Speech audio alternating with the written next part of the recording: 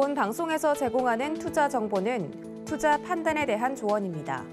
방송에서 제공하는 주식의 가치, 가격 상승 및 가격 하락에 대해서는 방송사에서 보장하지 않습니다.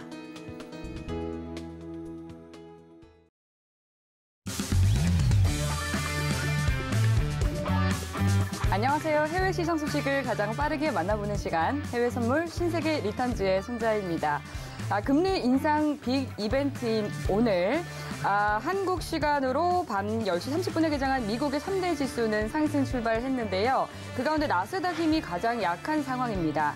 전 세계 이목이 미국의 통화정책회의 FOMC에 몰려 있습니다. 5월 FOMC 회의가 끝나게 된다면 많은 불확실성이 해소되기는 하겠지만 또 해외 선물 신세계 리턴즈의 시청자분들이시라면 더 먼 미래의 일에 대비하고 있어야 되겠죠. 네, 남들보다 더 앞선 시장 전략 대비하고 싶다 하시는 분들은 오늘도 1시간 동안 끝까지 채널 고정해 주시기 바라겠습니다. 네, 그럼 먼저 오늘 함께할 마스터 화면 통해서 만나보시죠.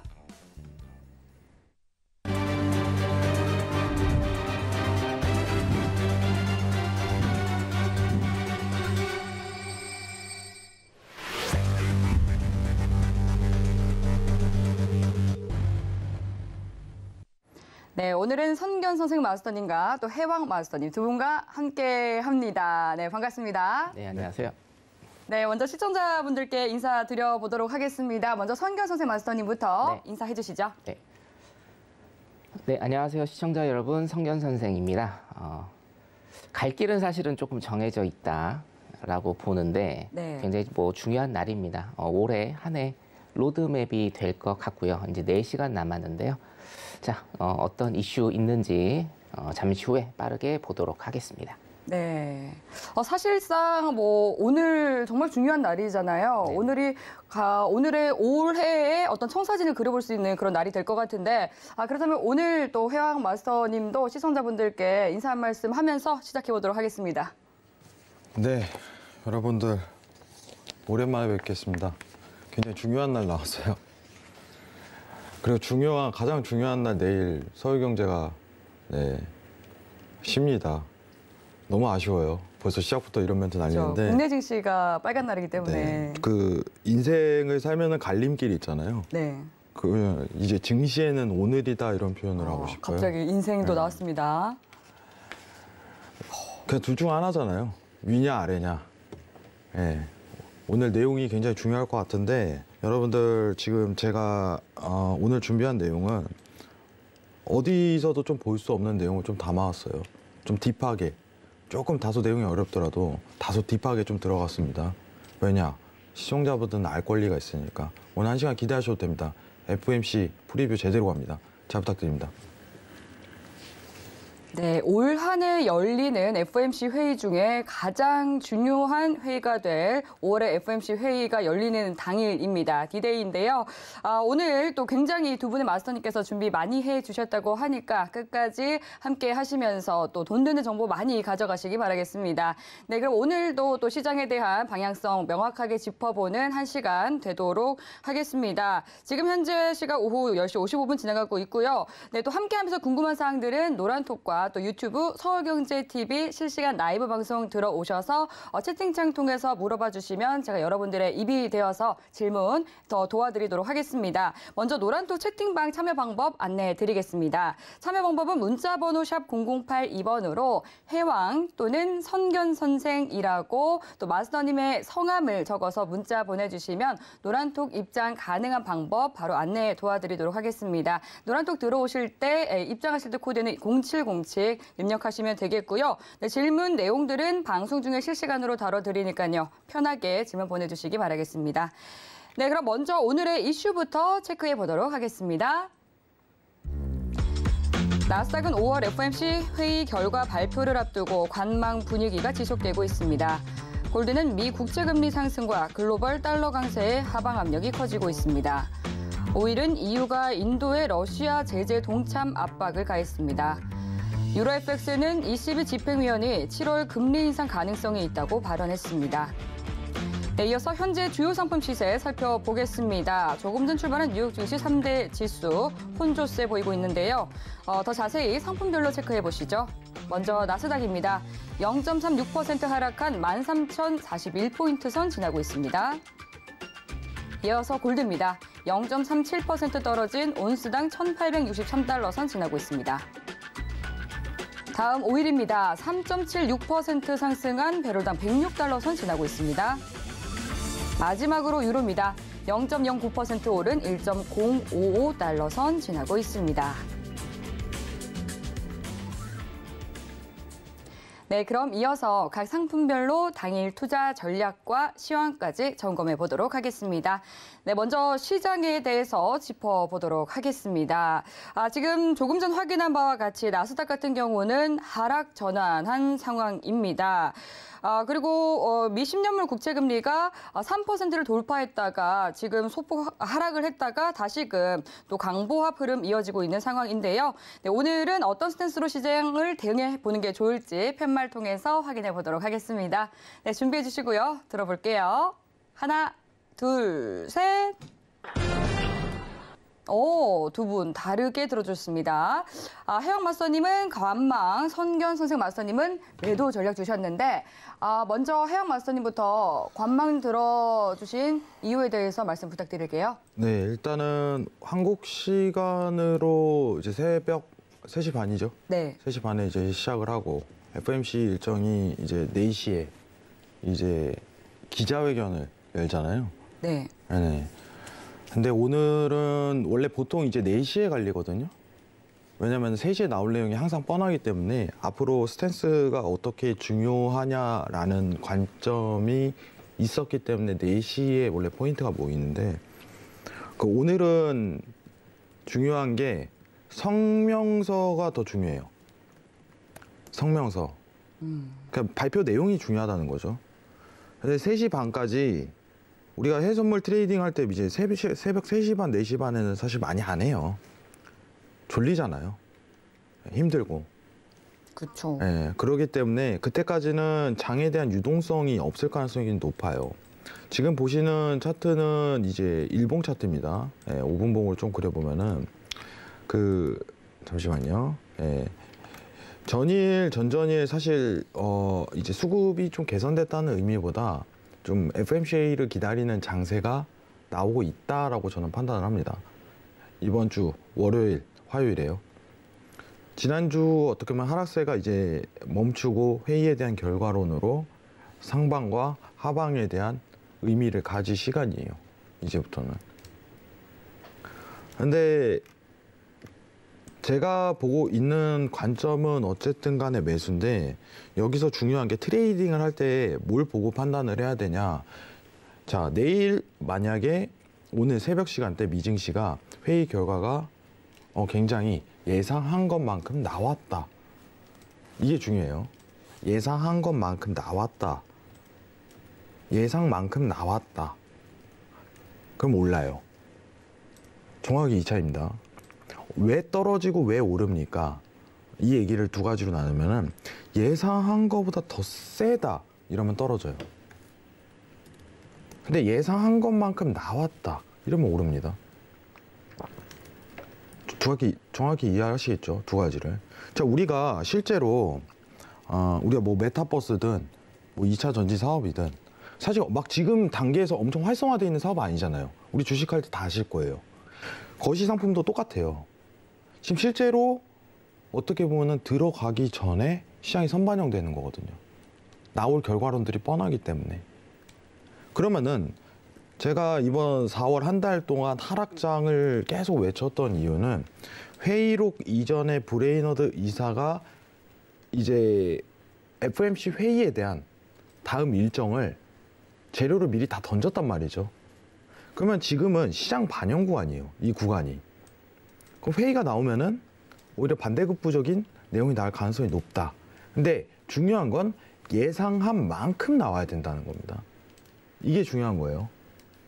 자, 5월에 우리가 50 베이시스 포인트 올리고 6월에 75 베이시스 포인트 올리고 어쨌든 중립금리에 대한 확정을 연말까지 미국에서 2.25% 2.5%까지 이어가겠다는 의지는 확고합니다. 그러면은 제가 항상 얘기했던 거죠. 여기서 우리 서울경제TV에서 다 똑같아요. 미국이 연말까지 금리를 2.5% 달성할 것이다 라고 질문을 던졌을 때 반박하는 사람이 없을 거예요. 무슨 뜻이냐?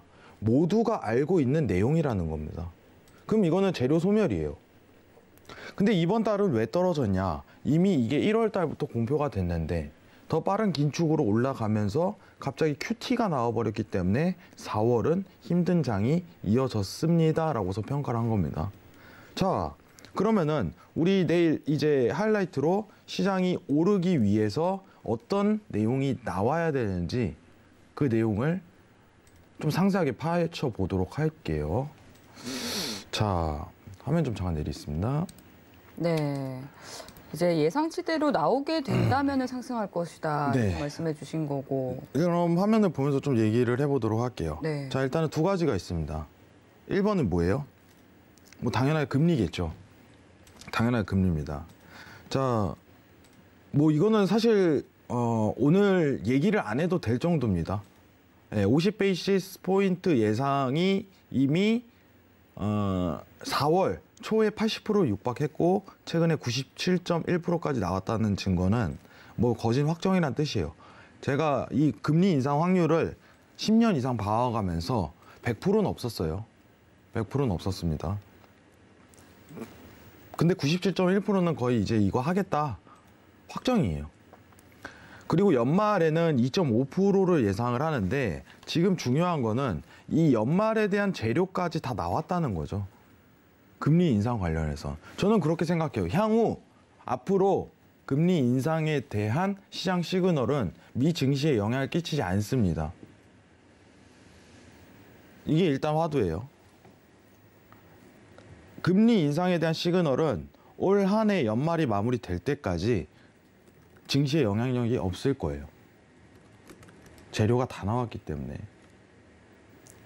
자, 금리 인상 사이클이 지금 미국 입장에서 보고 있다면은 23년 1분기로 마무리 예상이 되고 있어요. 매물이가. 자, 우리 왜 근데 긴축을 올리고 금리 인상을 왜 하죠? 여러분들? 물가 때문이잖아요. 물가.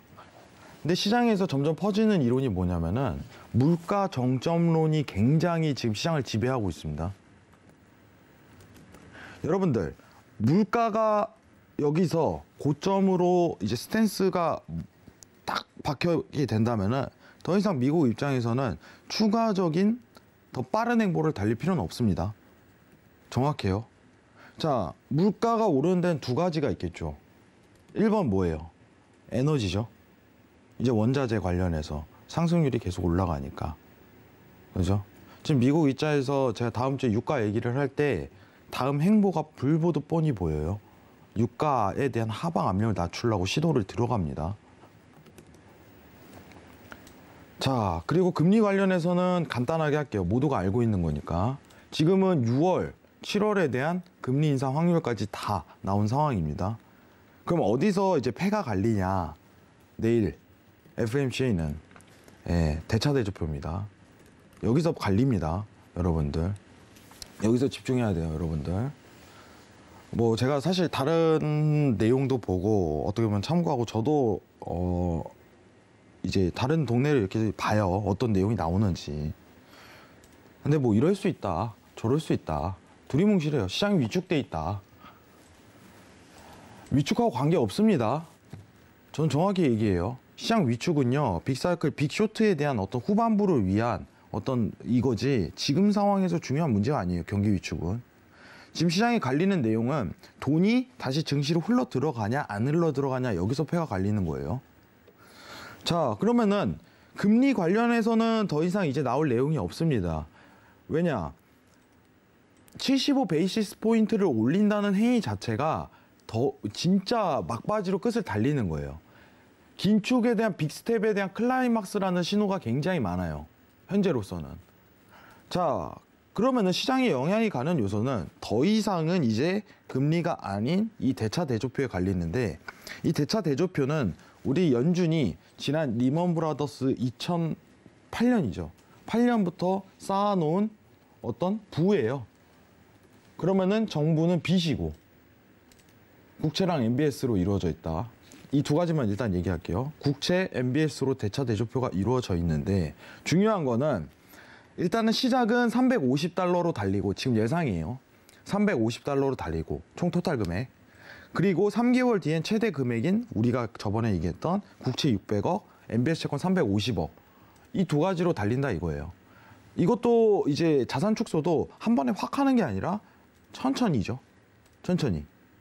마치 테이퍼링처럼. 원래 이렇게 합니다. 시장을 놀라지 않게 하기 위해. 그러면은 이게 지금 예상에 대한 시나리오인데 지금 문제는 뭐냐면 여러분들 이게 하이라이트예요. 이 MBS입니다. 이게 왠지 하이라이트인지 지금부터 알려줄게요. 자, MBS 뭐예요? 제가 그때 항상 얘기했죠. 신세계에서 근저당권이라고 우리나라로 따지면 여러분들 그 집을 살 때 은행한테 이제 빌리잖아요. 똑같은 거예요. 그럼 우리나라는 이제 어떻게 보면 부동산법에서 이제 나오는데 우리는 일본식이에요. 부동산법이 서양하고는 좀 다르죠. 근데 이게 근저당권이라고 생각하시면 오히려 편해요. 근저당권을 이 어떤 등급표를 매겨가지고 피라미드처럼 쌓아서 이거를 모기지론으로 만드는 거예요. 상품을. 이게 MBS 채권이에요. 뭉탱이로 뭉쳐놓은 게. 근데 이거를 같이 사왔어요. 왜냐? 국채만 사는 게 아니라 이제 부동산 안정을 위해 부동산 채권도 많이 늘려왔다는 거죠. 자, 여기 보시면은 이게 이 색깔이 지금 MBS 채권입니다. 지금 연준이 쌓아놓은 게 여기 보이시죠? 하늘색. 뭐 국채보다는 양이 밀릴 수는 있겠지만은 어떻게 보면 상당히 많은 양입니다. 원화로 따지면은 한 3,000조 될 거예요. 3,000조. 엄청 많죠. 근데 왜 여기서 갈리냐? 자, MBS 채권을 만약에 공개 시장에 던졌을 시 MBS 채권에 대한 금리가 오르겠죠? 여러분들? 채권 금리가 오를 거 아니에요. 자, 그러면 이게 시장에 풀려버리는 순간 물가 압력이 낮아집니다.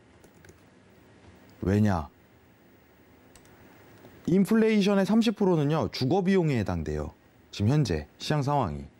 그럼 이걸 공개 시장에 푼다는 얘기는 진짜 각을 잡고 물가에 대한 압력을 낮추기 위해 행동이 들어갈 가능성이 높다는 거예요. 자, 확실한 거는 MBS에 대한 매각 가능성에 대해서 언급을 하면요, 시장 상승 들어갑니다. 선반영해버려요. 여러분들. 지금은 국채보다 오히려 MBS 채권에 대한 매각 가능성을 시그널을 알려버리면은 증시는 상승 시그널로 올라갈 가능성이 굉장히 높아요. 국채는 저는 딱 이 정도예요. 600억 달러까지만 던지겠다. 3개월 뒤, 몇 개월 뒤. 딱 이 시그널만 내보내면 돼요. 근데 MBS 채권은 아직 공표된 게 없단 말이죠. 시장이 이제 짐작을 못해요. 근데 이거를 딱 내놓는 순간 이제 10년 기대 인플레이션에 대한 어떤 안정화가 들어가면서 미국은 또 그 다음 뭐 하겠어요? 유가 하방 압력을 낮추기 위해서 사우디랑 지금 협상이 들어갈 거예요. 러시아가 아니라 사우디랑. 오펙 짱이잖아요. 그죠? 그러면 물가 압력이 낮춰지면은 어떤 제스처가 나오냐? 시장이 안도라는 거죠. 미국은 이제 더 이상 빅 스텝 다음에 추가적인 뭐 자이언트 스텝이란가? 그 다음 스텝을 밟을 필요성이 없어졌네. 그러면은 국채에 대한 금리도 딱 바뀌면서 상단에서 3%대 이제 고점이 포인트가 딱 나와버리면서 이제 증시의 수급이 다시 한번 들어올 수 있는 자연스러운 현상이 들어설 수 있다는 겁니다. 이게 제 이론이에요. 그러면은 여러분들이 내일 FOMC에서 기대해야 할 거는 뭐 성명서 3시 반에 딱 나오겠죠. 3시 반에 우리 FOMC는 50 베이시스 포인트를 올리겠습니다. 하고서 그 다음 문구에 대차 대조표가 쫙 나올 거예요. 거기서 갈린다 이겁니다. 시장이 예상 못하는 구간은 그 구간에서 나오니까. 지금 미 국채를 가를 수 있는, 미 국채 금리를 포인트를 잡을 수 있는 건 앞으로 기준 금리에 대한 행보가 절대 아닙니다. 왜냐, 나올 게 다 나왔기 때문에 시장 모두 예상하잖아요. 저는요, 금리에 대한 예상 시그널을 보면서 솔직하게 97.1%는 처음 봅니다. 왜냐? 이건 너무 확정이거든요. 그러면 의미가 없다는 거예요. 사실상. 볼 필요가 없어졌네? 근데 남들이 지금 제일 의아한 거는 지금 과연 MBS에 대한 매각 가능성을 어떻게 보고 있지? 여기서 갈리는 거예요. 상황이. 대차 대조표에 대한 어떤 공급량이 국채랑 MBS 채권이 있기 때문에 MBS를 늘려버리는 순간 국채에 대한 공급량을 더 늘리지 않는 조건에 해당되므로 국채가 고정으로 박히고 그리고 물가에 대한 압력까지 낮출 수 있는 제스처가 떠버리는 거죠. 굉장히 좋은 행보인 거예요. 그리고 이제 페드는 환호성을 지르겠죠. 만약 이게 성공한다면 야 우리가 그래도 전략을 잘 짜서 이렇게 된 거야. 그러겠죠. 굉장히 사실 저는 이 얘기를 항상 합니다. ECB 친구들보다 FOMC 친구들이 훨씬 똑똑하다. 뭐 ECB는 어차피 이제 합쳐진 거기 때문에 이제 단합이 잘 안 되는 경향도 있겠지만 정말 긴급하게 하지만은 정말 머리를 잘 쓰긴 합니다. 아시겠죠? 자, FOMC 하이라이트 이겁니다. 내일 MBS 이제 매각 가능성이 나뉘는데 이거에 대한 언급 그리고 예상한 수치 600억, 350억 달러 예, 이 정도만 나오면 반대급부가 드러날 가능성이 굉장히 높다 이겁니다. 아시겠죠? 이 부분만 캐치하시고 오늘 장 관망하시고 오늘 양봉 뜨면 그 다음에 내일 해도 괜찮아요. 어차피 수급 이어갑니다. 다이렉트로. 아시겠죠? 내일 하셔도 돼요. 오늘 쉬세요. 확실하게 내용 까서 확인하고 그 다음 들이대도 절대 안 늦습니다. 돌다리 두들기고 합시다. 아시겠죠? 이상입니다. 네, 해영 마스터님께서 이제 이번 FOMC에서 중요한 것은 대차 대조표 축소가 메인이 된다 이렇게 말씀을 해주셨습니다. 그리고 오늘 이제 유튜브 시청자님께서도 또 이 부분 언급을 해주셨어요. 이제 미국 언론에서 양적 긴축 2.3조 달러를 줄일 거다라고 나와서 오후에 던져버렸는데 어쨌든 메인은 금리보다도 대차 대조표 줄인다는 거죠. 이렇게 또 말씀을 해주셨습니다. 정확하게 시장 읽고 계신 것 같은데요. 그렇다면 또 이어서 오늘은 매도 전략 들어주신 선견 선생 마스터님의 또 이 시장에 대한 시각도 궁금합니다. 네, 시장 흐름 한번 짚어주시죠. 네, 자 저는 일단은 매도를 들었죠. 네. 지금 이제 차트를 잠깐 좀 보시면 아까 매도 든 이유가 원래는 사실은 관망하는 게 맞다라고 저는 생각을 하는데. 네. 이제 트레이딩을 만약에 한다라고 하면 지금 쭉 보시듯이 자, 여기에서 제가 매도를 들었는데요. 예. 자, 여기에서 매도를 들었는데 지금 매도를 일단 빠졌습니다. 제가 갑자기 바꾼 이유는 뭐냐면 자, 지금 이 시간은 매도의 시간이다라는 판단이 들어서 아까 매도 사인을 좀 드려봤었던 거고 이제 서서히 거래량이 줄면서 박스 횡보권에 이제 다 다를 건데 일단은 한 새벽 뭐 2, 3시 정도까지는 매도 포지션으로 조금 가시는 게 낫지 않을까 일단 생각이 들고 지금 만약에 뭐 뭔가를 하신다라고 하면 일단은 뭐 관망을 하시고요. 갖고 계신 분들만 매도 포지션 갖고 계신 분들만 계속적으로 좀 대응을 하시는 전략 이렇게 가시면 될 것 같습니다. 자 일단은 뭐 해영 마스터님은 어차피 여러분들 잘 아시겠지만 미국 그 시장에 관해서 굉장히 많은 지식을 갖고 계시고 정확하게 시장을 보시는 분이기 때문에 그 해영 마스터님께서 말씀하신 거에 거의 대부분 제가 또 동의를 하고요. 네. 물론 대차 대조표가 진짜 하이라이트고 메인입니다. 우리가 이제 통화 정책 쓸 때 가장 하이라이트죠. 예, 대차 대조표가. 그러면 왜 대차 대조표를 쓸 수밖에 없는지가 일단은 중요하고 네. 거기에 관한 2쿼터, 3쿼터, 4쿼터를 제가 조금 전망을 해보자라고 하면 받아서 대차 대조표 축소가 일단은 끝판왕이죠. 끝판왕입니다. 그만큼 제가 월요일 날 출연해서 그 말씀을 한번 드렸는데 많이 늦었다라는 말씀을 좀 드렸습니다. 페드는 지금 기간을 놓쳤다. 페드는 기간을 놓쳤기 때문에 잃어버린 한 2년, 3년 정도 아마 될 겁니다. 기간을 놓쳤기 때문에 빨리 해야 된다. 그리고 빨리 해야 되는데 그 폭도 빨라야 한다. 조금 뭐라고 할까요? 조금 뭐 일반적인 느낌을 표현하자고 하면 많이 조금 어물쩡거렸다라는 표현을 제가 좀 쓰고 싶은데 기간을 놓쳤으면 빨리빨리 해야 되는데 그 빨리빨리도 안 됐습니다. 그렇기 때문에 사실은 0.5%네, 0.75%네, 그리고 지금 대차대조표 축소까지 일단은 다 던지고 있는 거거든요. 원래 제가 뭐 작년에 출연했을 때도 프로세스라는 단어를 조금 많이 써드렸는데 우리가 어떤 물가를 떨어뜨릴 때는 테이퍼링, 뭐 금리 인상, 대차대조표 축소 등등 이거를 한꺼번에 사실 이렇게 쓰는 거는 굉장히 좀 드문 경우고요. 뭐 1년이든 2년이든 텀을 갖고 순차적으로 하는 게 일단은 정석인데 지금 이거를 소위 얘기해서 한 번에 지금 다 몰아넣고 있죠. 자, 그만큼 물가에 대한 압력이 굉장히 좀 세다. 그리고 이제는 뭔가 좀 빨리 해야겠다라는 이런 생각이 페드에서 든 거다라고 일단 저는 이렇게 해석을 하고 싶고, 자, 그렇다라고 한다고 하면 자, 왜 이렇게 빨리 할까? 여러분 제가 조금 순화된 표현을 월요일에 조금 썼는데, 자, 물가를 잡는 데 있어서 경기 침체는 필연적이다라고 제가 말씀을 드렸고요. 오늘 직관적으로 일단 제가 표현을 해드리자면 물가를 잡는 가장 좋은 방법, 그리고 물가를 잡는 가장 빠른 방법은 직관적으로 제가 표현 쓰겠습니다. 네. 경기를 박살내면 됩니다, 여러분. 네. 근데 이제 이 박살이란 표현이 뭐냐면 뭐 우리가 당장 내일 어떤 거지가 된다라거나 이런 것들이 아니고 우리 실제적인 가처분 소득 있죠? 가처분 소득을 확 줄여버리면 됩니다. 예, 그러면 경기 침체에 빠지면서 물가가 단기적으로 확 빠지는 이런 현상이 벌어지죠. PPT 자료를 좀 잠깐 볼게요.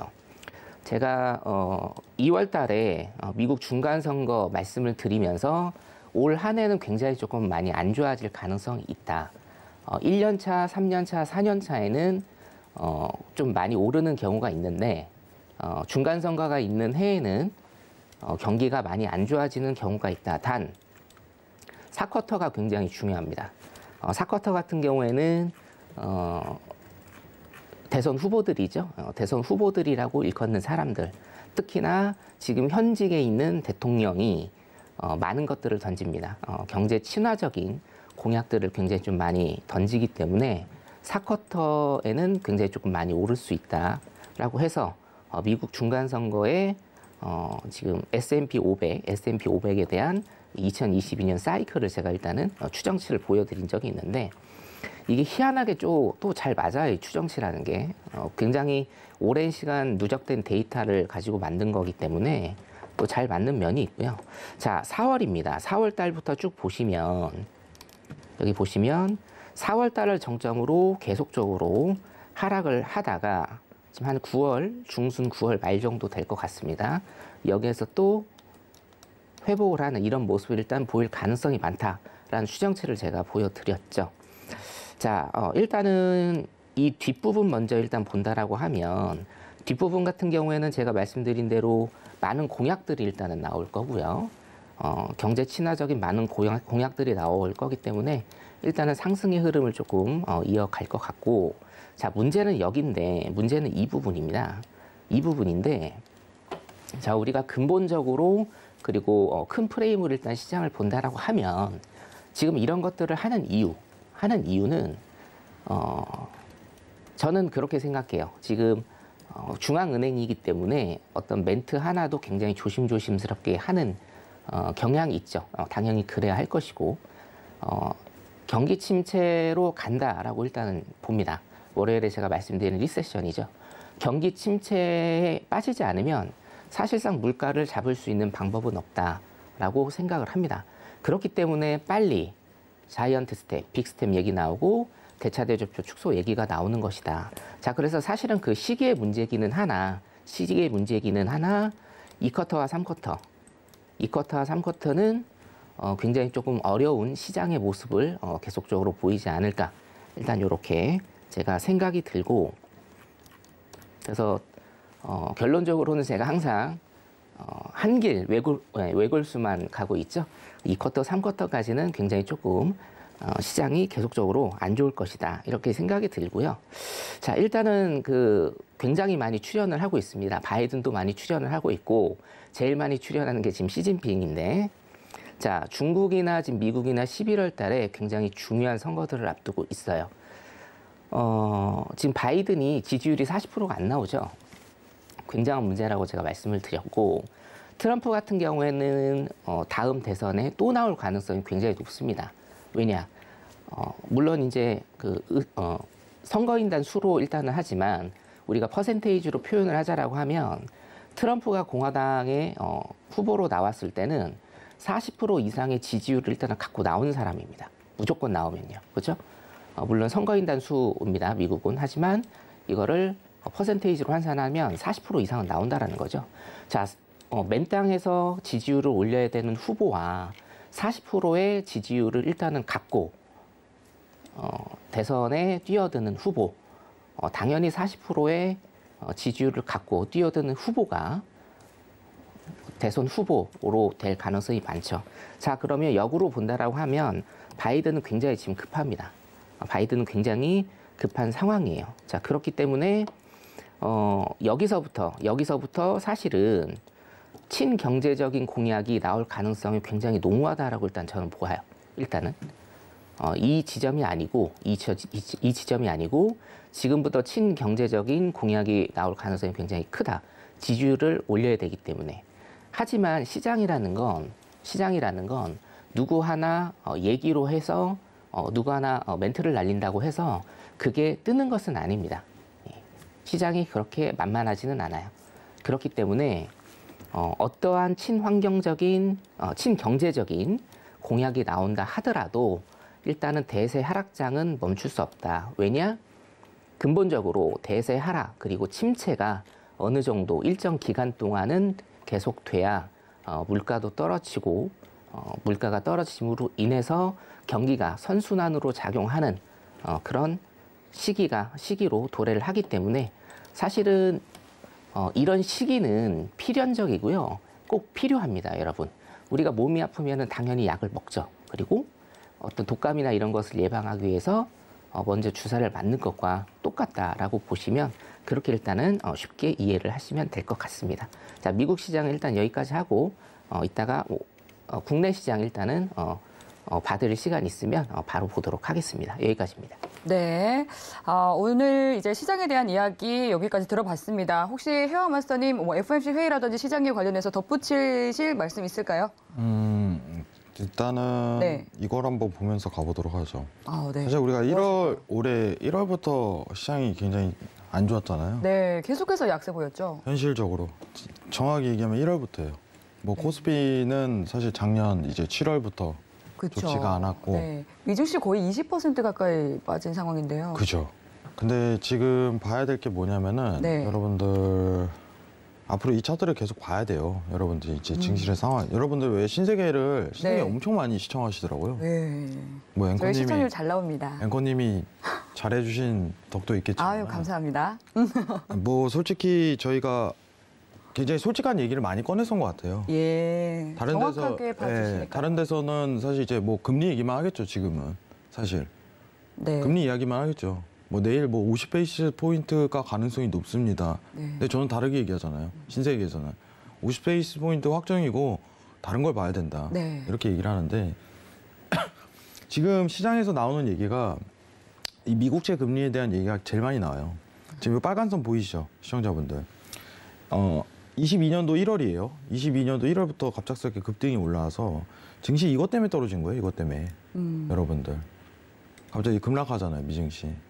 자, 그러면은 이 고점 밸류만 가지면 되는데 어차피 물가에 대한 수준은 물가가 상승률을 기록하는 거는 뭐 당연하게 올라가는 거고, 근데 그거에 대한 어떤 차선책에 대한 방지를 안 했기 때문에 저는 오히려 지금 빅스텝을 밟은 게 결과값을 초래했다 이거지만, 시장이 하락할 요소는 이제 미증시 기준입니다. 코스피는 저도 배제를 할게요.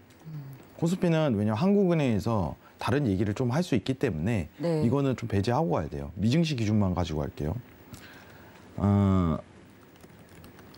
정확하게 저는 빅쇼트가 온다는 주의예요. 그냥 이제 결과론만 얘기를 하자면. 지금은 아니다 이거예요. 지금은. 미증시는 생각보다 여러분들이 생각하시는 것보다 굉장히 견고합니다. 굉장히 견고해요. 생각하시는 것보다. 이 경제적인 위축과 거리가 굉장히 멀어요. 그 위축에 대한 단계는 어떤 이제 빅쇼트가 터질 때 야기하는 어떤 과정 중 하나인 거고, 지금 시장 상황만 단순하게 고려해서 봤을 때는 시장에 대한 어떤 저는 하락 요소는 빅스텝으로 인한 어떻게 1월부터 갑작스럽게 국채 금리를 올리기 위한 FOMC에 대한 빠른 움직임으로 나올 만큼 나왔다고 판단을 하는 겁니다. 지금 이 얘기가 뭐냐면 오늘 기준으로 이제 미국채 금리가 자 이제 3%대 육박을 하는데, 자 3.5%까지 열려 있다라는 얘기가 제일 많아요. 3.5%까지. 3.5%까지입니다. 여기까지예요. 상단까지. 지금 보고 있는 거는 이 연말에 대한 도달 가능성, 연말까지에 대한 가능성을 시사를 하는 거예요. 근데 이 상승에 대한 속도만 줄어들어도 상관없다 이거예요. 근데 제가 왜 이거를 고점 분위기가 연결 가능성이 왜 있냐라고 표현하냐면, 여러분들 시장을 내다볼 때는요, 정확하게 재료 가지고 나와요. 선반영이라고 얘기를 하죠. 여러분들. 자, 이슈를 볼 때 두 가지로 나눠서 봅니다. 저는. 지금 반영이 된 이슈냐, 반영이 되지 않은 이슈냐. 자, 예로 한번 들어볼게요. 간단하게 우리 통화정책 말고 다른 얘기로 들어봅시다. 미국채 금리가 일단 상단으로 고정되면 시장이 상승한다는 이슈인데, 저는 이게 4월에 반영됐다는 이야기예요. 근데 다른 예시로 들면은, 여러분 갑자기 사우디가 러시아를 오펙에서 내쫓아요. 오펙 플러스에서. 그럼 어떻게 되겠어요? 갑자기. 시장이 반영 안 된 내용이죠. 그죠? 반영 안 된 거예요. 그럼 유가가 폭등하겠죠. 맞죠? 근데 이거를 우리는 내년 올해 말에 이제 내쫓겠다라고 예고를 해요. 그러면 올해 말까지 시장 반영 들어가는 거예요. 실제로 결과치 꺼낼 때까지. 이 차이예요. 갑작스럽게 나오는 거는 갑작스럽게, 그리고 오히려 실제로 들어갔을 때 반대급부로 매매가 밀려요. 시장이 선반영이 들어왔기 때문에. 국채 금리도 똑같아요, 여러분들. 국채라는 게 공개 시장에 내놓은 상품이에요, 여러분들. 미국이라는 정부가 어떻게 보면 자기 자신을 보증인으로 내세우고 채권을 발행하는 거잖아요, 국가가. 그리고 그걸 시장에 내놓고 시장에서 가격 형성을 하는 거죠. 그 수급 조절은 누가 해요? 수급 조절은 미국이 하는 거죠. 공급량을 조절하니까. 미국 이러면은 당연히 국가에서 신용이 1등 아니냐요, 여러분들. 그러니까 이게 컨트롤링이 가능하고 미국채가 그만큼 중요한 거죠. 근데 이 공개 시장이 내놓은 상품이 5월 FOMC 회의 전에 이게 반영이 됐다는 겁니다. 이게 하이라이트예요. 이게 하이라이트. 지금 국채가 오르는 이유는 시장 반영 중인 것도 있겠지만 페드 회의 전까지 반영이 들어간다는 이거죠. 이게 빅스텝에 대한 결과다.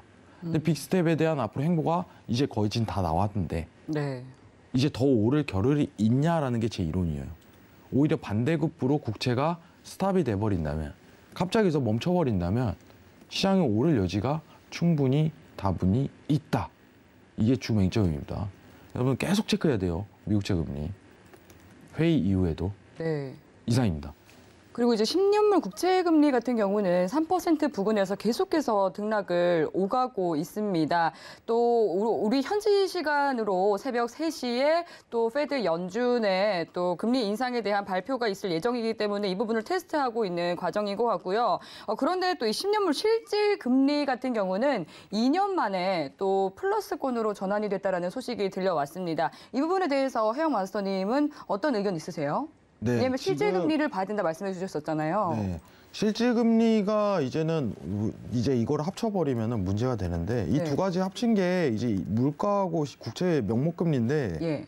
잠시만요. 그렇기 때문에 앞으로 좀 시장이 좀 체력이 계속해서 약할 것이다라고 보는 네, 걸까요? 저희가 이제 왜냐하면 질문을 짜오질 않기 때문에 네. 지금 지금 표를 보면서 얘기를 해야 될 것 같아요. 라이브로. 네. 지금 보시면은 이 연두색표 있죠. 연두색표 역전이 됐네요. 예. 그죠? 근데 여러분들 여기서 이게 절대값에 대한 수치가 중요한 게 아니에요. 그럼 어떤 걸 보면 될까요? 이 기울기예요. 상승률, 하락률. 그러면은 네. 여러분들 이 초록색 선이요. 여러분들 초록색 선이 이렇게 올라가죠. 지금 네. 상승 속도가. 가파르네요. 네. 이 기울기가 이렇게만 돼도 시장 올라가요. 이게 중요한 거예요. 이게 자금이 빠져나오는 속도를 의미하는 거예요. 상식적 이게 정확하게 표현을 하면. 자, 확대해서 보게 된다면은 여러분들 자, 이 속도가 지금 굉장히 빠르죠. 이 올라오는 속도가 여기 보이시면 이게 굉장히 빠른 겁니다. 근데 이 기울기가 이거에서 이렇게만 가더라도 시장은 올라간다 이거예요. 돈이 다시 유입이 되니까. 그러면 어떻게 되겠어요? 국채 금리만 멈춰도 됩니다. 고점으로. 고점 형성, 물가도 고점, 이것도 고점. 이 둘 다 딱 멈춰버리면 어떻게 돼요? 물가도 고점이고 국채도 고점이다. 이러면 어떻게 돼요? 제자리로 가겠죠. 그죠? 그럼 완전 땡큐예요. 네. 땡큐. 알겠습니다. 여러분들 시장 좋습니다. 아, 알겠습니다. 이제 절대값보다는 기울기를 눈여겨봐야 된다 이렇게 말씀을 해주셨습니다. 아, 지금 이제 제롬 파월 연준 의장 발표 앞두고 시장 긴장감이 확대가 되면서 3대 지수, 미증시 3대 지수 모두 다 이제 하락 전환을 한 상황입니다. 오늘 매도 전략을 들어주신 선견 선생 마스터님께 좀 질문을 좀 드려보도록 할게요. 시청자분께서 또 질문을 보내주셨는데요. 마르스님께서 선견 선생 마스터님, 쿼터별 국장 전망은 어떻게 보시는지요? 이렇게 여쭤봐 주셨습니다. 국내 시장, 네, 어떻게 좀 네. 영향이 미쳐질까요? 일단은 그러면 제가 조금 그 스펙트럼을 넓게 좀 봐드리겠습니다. 네. 쿼터별이라고 하셨는데 네, 그죠. 차트 잠깐만 보면 왜냐면 내일 이제 국내 시장이 쉬기 때문에 아무래도 네. 다들 다행일까. 불안해하실 예. 것 같습니다. 다행인지 아닌지. 네. 근데 이제 우리가 패턴이라는 게 굉장히 좀 중요한데 예. 항상 미국 시장이 큰 폭으로 빠졌을 때 우리나라는 쉬었어요. 그렇죠? 그렇죠. 예. 그랬던 것 같네요. 그렇다고 하면 이번도 그 패턴을 지킬지 뭐 기술적 분석도 아니고 기본적 분석도 아니지만 그 패턴을 지킬지 일단은 좀 보시면 되겠고 자 국내 시장 같은 경우에는 제가 항상 말씀을 드리지만 미국 시장보다 미국 시장은 그 해왕 마스터님이 말씀하신 견고하다라는 것에 대해서 제가 120% 정말 전적으로 동감을 하는데 그 우리나라 시장은 제가 뭐 우리나라를 싫어하는 건 아니지만 계속적으로 레벨 다운이 되면서 하락의 기조가 좀 오래 그리고 심해지는 거 아닌가라는 일단 그런 말씀을 좀 드리고 있습니다. 박스장에서 레벨 다운이 계속 좀 되고 있고요. 자, 제가 화요일 날 오전에 노란톡방 일단은 올려드린 게 있는데 자, 한국 소비자 물가도 굉장히 조금 유념해서 보셔야 된다라고 일단 그렇게 제가 말씀을 드렸습니다. 우리 마르스님 답변을 일단 준해서 제가 조금 설명을 드릴게요. 자, 소비자 물가 지수가 4.8%까지 일단은 올랐고요. 근원도 3.6%까지 일단은 올랐습니다. 자, 이 점선이 중요한데요. 항상 그 각국의 중앙은행은 물가 상승률에 대한 어떤 상한선을 그어 놓는데 거의 대부분 이제 2%라고 보시면 됩니다. 2%. 2%까지는 일단 우리가 물론 이제 그 스펙트럼을 조금 더 주기는 하지만 2%까지는 우리가 어떤 중앙은행에서 컨트롤이 가능하다. 이렇게 일단 보시면 되는데 지금 21년이죠. 21년부터 굉장히 큰 폭으로 상승을 하고 있다.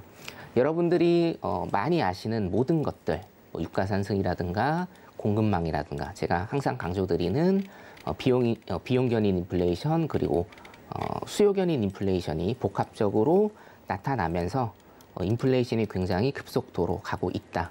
일단 이 정도 체크하시면 되겠고, 자, 플러스에서 다시 한번 말씀드리지만 집값 상승에 대한 반영분, 렌탈 비용 이거 전부 다 안 들어갑니다. 자, 그렇기 때문에 사실상 4.8%라고 하는 이 수치는요, 낮다라고 보시면 돼요. 뭐가 낮냐면 미국은 지금 8.5% 그리고 유럽도 7%대죠. 제 생각에는 개인적인 제 생각은 그들 나라와 우리나라가 크게 다르지 않다. 실질적인 것은요. 집값 상승까지 다 한다라고 하면 다르지 않다라는 겁니다. 우리나라도 인플레이션이 굉장히 문제가 앞으로 될 것이다. 미국에 가려져서 사실은 우리나라 인플레이션의 이슈가 그렇게 크지 않은데, 그래서 제가 한국은행 통화정책 회의가 어떻게 흘러갔는지에 대해서 일단 좀 말씀을 드리겠습니다.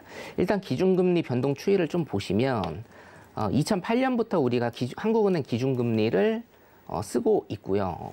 그 뒤에 그 전에는 우리가 콜금리라고 불리는 은행 간의 금리를 일단 썼었는데, 자, 2008년부터 일단은 보시면 저금리 기조를 계속적으로 이어오고 있다라는 거죠. 저금리 기조를. 그렇기 때문에 우리도 미국과 똑같이 보시면 된다라는 겁니다. 자, 그런데 우리나라의 문제는 뭐냐면 미국보다 펀더멘탈이 견고하지 못하다는 거예요.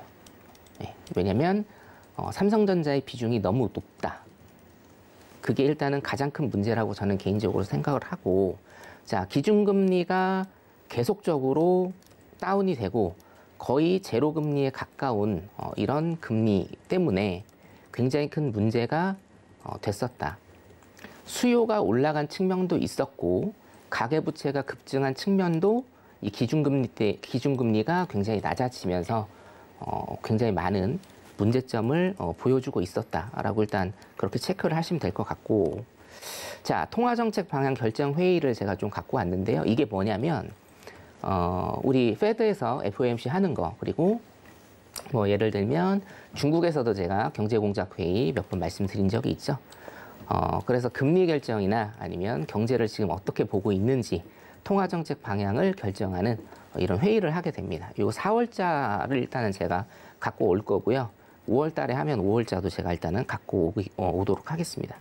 4월 달에 한국은행이 기준금리를 상향을 했는데 뭐 여러 가지 얘기가 있습니다. 사실은 제가 이 보도자료를 전부 다 갖고 오지 않았고, 이 보도자료 후에 우리 기자간담회 그 내용도 거의 1시간이기 때문에 제가 모든 것들을 다 가져올 수는 없었어요. 하지만 지금 우리나라 같은 경우에도 이 물가에 대한 것이 얼마나 심각한 문제이고, 그리고 앞으로 얼마나 더 심각한 문제가 될 것인지에 관해서는 그 뉘앙스로 일단은 느낄 수가 있었습니다. 가장 큰 것은 뭐냐면요, 여러분. 자, 이때 우리 한국은행 총재가 없었죠. 없었음에도 불구하고 위원들이 어떻게 됩니까? 금리 인상을 발표를 합니다. 총재가 없었음에도 불구하고 위원들이 금리를 인상하겠다라고 발표를 하죠.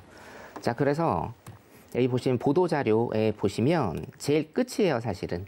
향후 정책을 어떻게 하느냐. 자, 물가가 상당 기간 목표 수준을 상회할 것으로 예상된다. 물가를 굉장히 심각한 수준까지 보고 있다라는 것. 그리고 기자간담회에서도 여러 가지 정말 알짜 정보가 나왔는데 제가 다 올려드릴 수가 없으니까 노란톡방 들어오시면 제가 원문을 그대로 PDF 파일로 올려드리도록 하겠습니다. 자, 요약본을 잠깐 좀 보면 이겁니다. 두 번째인데요. 자, 향후에 미국과의 금리 역전 가능성 충분하죠. 미국은 굉장히 지금 빠르게 올리고 있기 때문에 금리 역전 가능성을 열어두고 있다. 한국은행에서도 당연히. 그리고 제 개인적인 견해로도 금리는 언제 역전이 될 것이다. 일단 이렇게 좀 보고 있는데, 하지만 우리나라 기업들의 펀더멘탈이 강해서 대규모의 유출은 없다라고 일단은 방어벽을 치는 모습을 일단은 보였습니다. 근데 이것은 총재가 지금 없기 때문에 위원들이 어떤 강경한 멘트나 아니면 경고성 발언을 할 수 없는 그냥 대중 친화적인 그런 노멀한 멘트라고 일단은 생각을 하고요.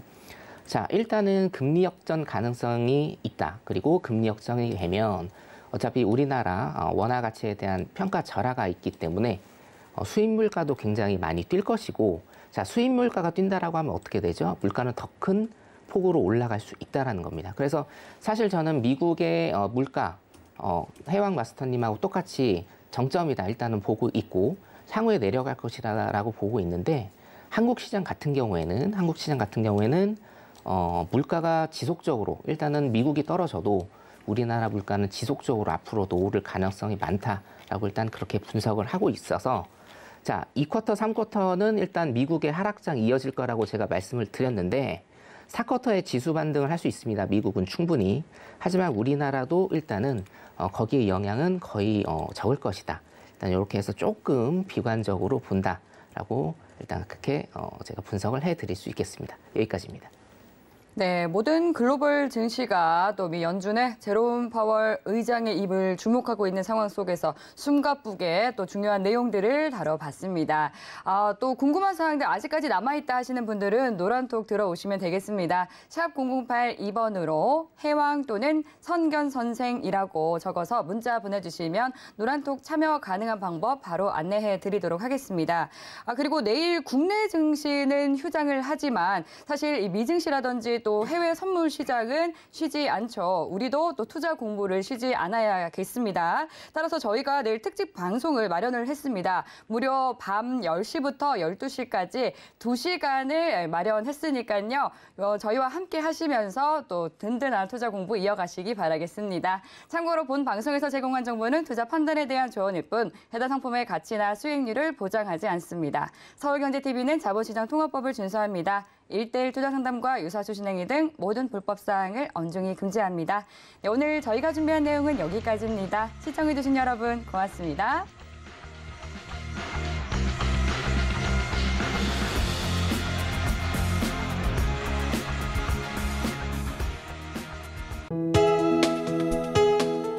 본 방송에서 제공하는 투자 정보는 투자 판단에 대한 조언입니다. 방송에서 제공하는 주식의 가치, 가격 상승 및 가격 하락에 대해서는 방송사에서 보장하지 않습니다.